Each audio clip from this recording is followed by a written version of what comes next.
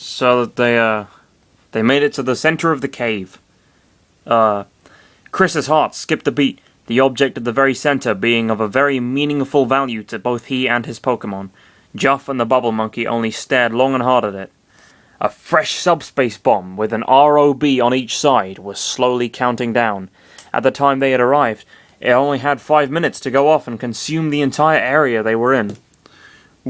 What in the... Juff trailed off. Is this some sort of bomb? Is it perhaps part of this man-made tunnel? No, Chris shook his head. I don't think this is part of the cave at all.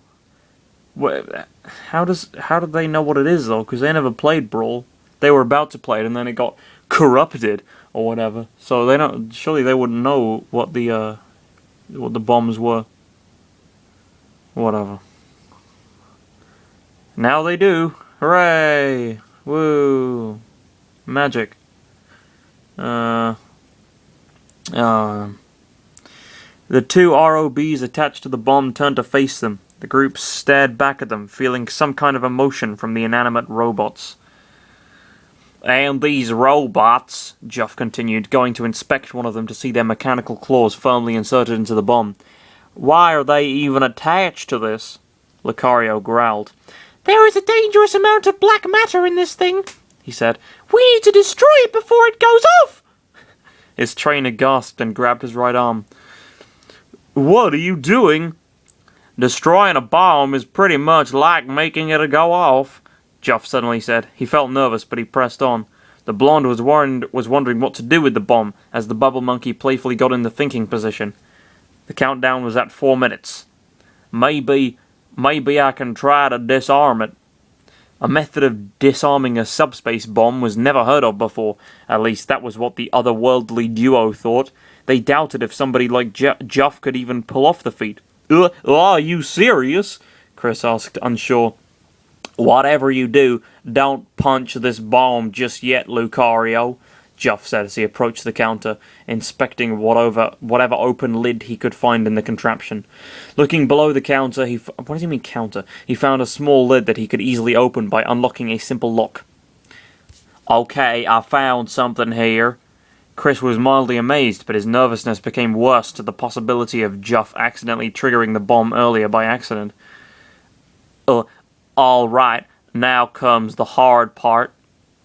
Juff found several sets of cables inside the circuitry of the bomb. Circuitry, not secretary. Sweating a few bullets. Sweating a few bullets. That's a bit of a malaprop. The blonde took out a screwdriver and school scissors. Hate to say this, but I'll be doing some trial and error procedures to find something. Let's cut this cable here. He cut a red cable. The countdown was reduced to a half, nearing 2 minutes. Their stomachs felt sick as soon as they saw the seconds drop fast. Juff! Chris shouted loudly. Juff saw the countdown and gulped before going back to the cables. No, that wasn't the one. He rummaged through the cables and pulled an orange one. He cut it slowly. This should do. It looked like the seconds were being counted down faster. What took 3 seconds was now taking 1. It's going down faster! Lucario said, pulling Chris next to him to be ready to run. Juff sweated even more as he searched for something else. If only my IQ was higher than it is now, he complained seriously. Why are you even saying that? Lucario asked. Lucario, I think he really meant it, Chris said, his eyes petrified on the countdown. The Bubble Monkey clutched himself onto his right leg. Juff cut a green cable, and the countdown gained 10 minutes. Okay, fair enough. The countdown gained 10 minutes. The trio behind the blonde was completely deadpan. Did it just go up 10 minutes? Chris wondered, confused at the event. The blonde boy sighed in relief, grabbing a magenta cable. Now that's a relief. It'll give me more time to find the wand, he said as he cut the cable he grabbed. The countdown suddenly took a heavy fall until it reached half a minute. Chris promptly screamed bloody murder at the... Wow, that'd be a sight to see. And the Bubble Monkey muffled a loud scream inside the bubble balloon he blew into. Lucario had now assumed a running position. Juff looked up and shook his body violently, throwing his arms up. Oh, screw this bomb. I'm cutting all the cables. That doesn't sound like a very good idea, he said as he hastily cut down all the cables at once.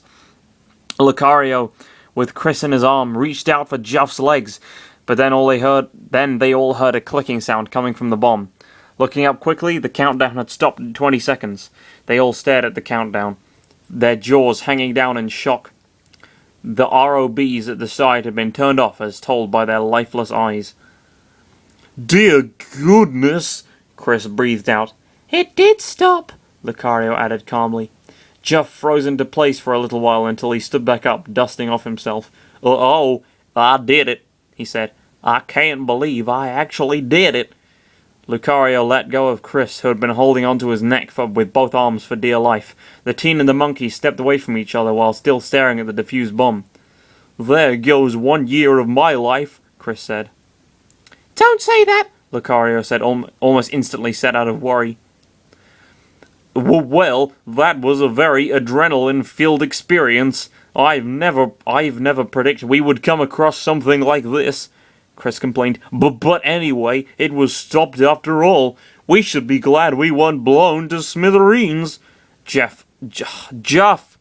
Fuck you, me. Juff forced a twitching smile. He was still scared of what he had done. "Yes, it stopped. Hopefully it won't resume or anything." As the four smiled to each other in triumph, Lucario suddenly felt something from the bomb itself. Staring at it seriously, the bomb started to shine brightly in a second. What followed wasn't a usual explosion from a subspace bomb. Instead of engulfing the entire area into the subspace, the bomb merely blew up into a shining light that pushed the non-Lucario people away to the boulders.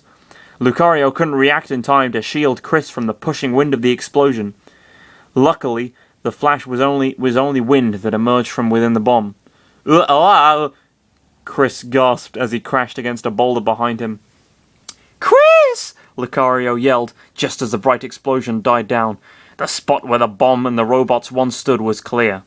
The Aura Pokemon, though, looked around and almost immediately found Chris's aura to his right. Preoccupied, he found his trainer's body, lying down on the ground. His loyal Pokemon knelt down and picked him up. "Chris! Are you—" Ellipsis.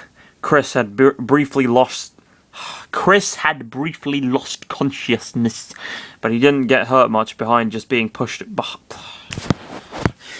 Besides just being pushed away, the teen slowly opened his eyes and found his worried Lucario staring down at him, holding his frail body with both arms.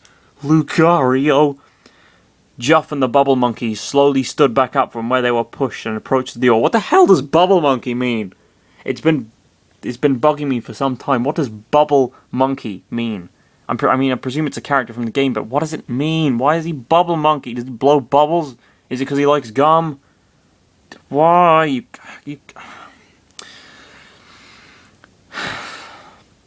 Where they were pushed and approached the door. "Is everyone okay?" the blonde asked before facing Chris. Juff noticed his glasses were slipping slightly, so he pushed them back up. Chris shook his head as he stared at their rather deadpan looks. "Why is everyone staring at me like that? I'm fine," he said in an oddly slightly high-pitched... Okay. "Why is everyone staring at me like... Why is everyone staring at me like that? I'm fine," he said in an oddly slightly high-pitched voice.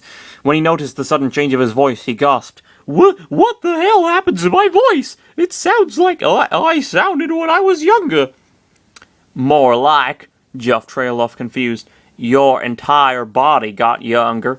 The teen's jaw hung open before he started to look at his hands. They were slightly smaller than they used to be. When he looked down at himself being held by Lucario, the Aura Pokemon could probably just grab him with one free hand. Once Lucario set him down, Chris could only stare up at him in horror.